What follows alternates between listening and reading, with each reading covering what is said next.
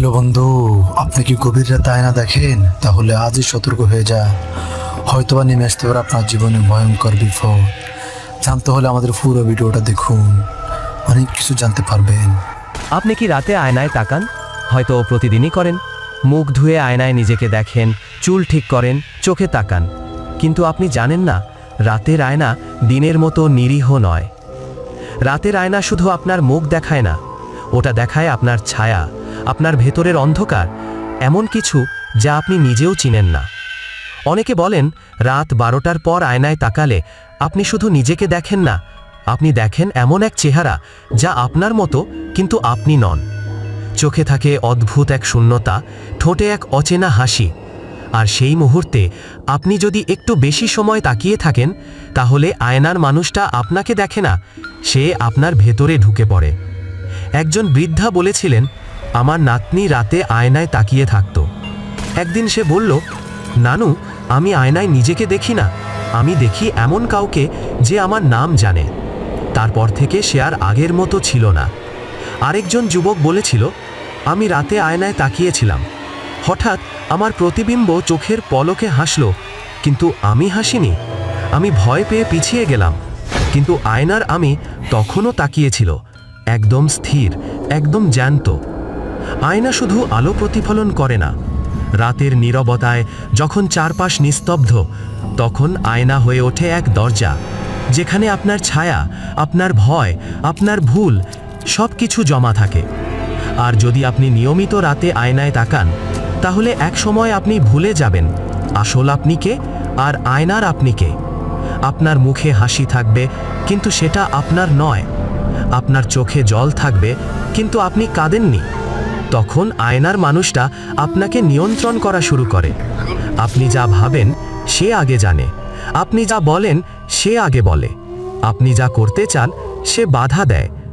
আর একদিন আপনি আয়নায় তাকিয়ে দেখবেন আপনার প্রতিবিম্ব আপনাকে দেখে হাসছে। আপনি নড়ছেন না, কিন্তু সে নড়ে। আপনি ভয় পাচ্ছেন, কিন্তু সে আনন্দ পাচ্ছে। তখন আপনি বুঝবেন রাতের আয়না শুধু কাঁচ নয়, ওটা এক ছায়ার দরজা, এক ভয়ঙ্কর জগতের জানালা, যেখানে আপনি একা নন। তাই মামা, ভুলেও রাতে আয়নায় বেশি সময় তাকাবেন না, বিশেষ করে যখন চারপাশ কেউ নেই আর আপনার ভেতরে কৌতূহল জেগে ওঠে, আমি কে?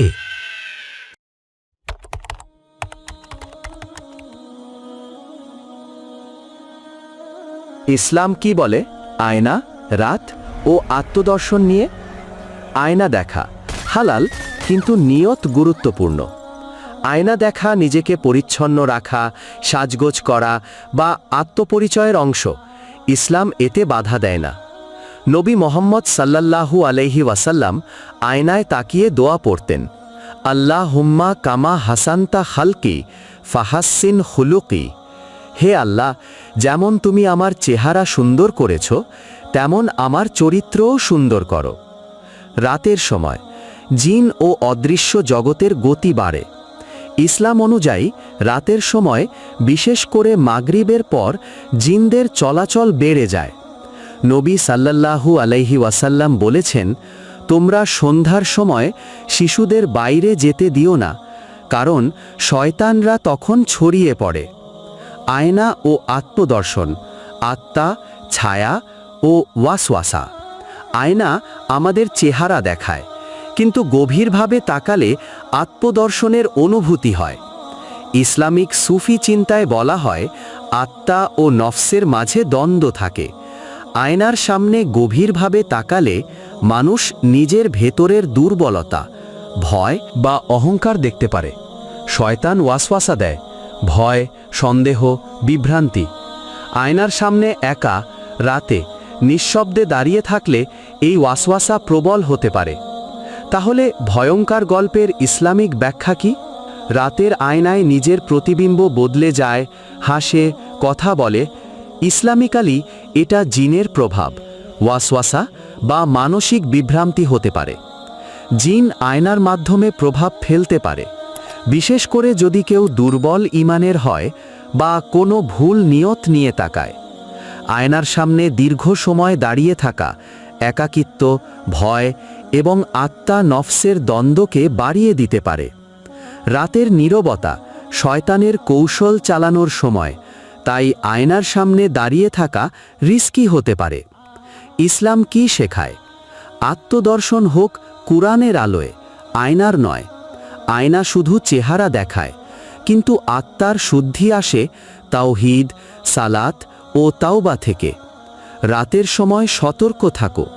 একা বসে থাকা বা অদ্ভুত কথা, এগুলো থেকে বিরত থাকা। আল্লাহ আমাদের সকল বলা ও মুসিবত থেকে হেফাজত করুক। কমেন্টে আমিন লিখে যাবেন। ভিডিও ভালো লাগলে সাবস্ক্রাইব করতে ভুলবেন না।